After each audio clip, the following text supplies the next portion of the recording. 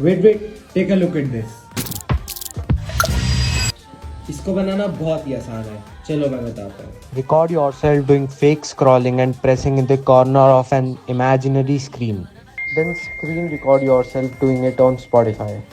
Then open Premiere Pro में तुम अपनी वीडियो ले आओगे टाइमलाइन के ऊपर, फिर अपनी स्क्रीन रिकॉर्डिंग ले आओ और उसको अपनी वीडियो के ऊपर रख दो।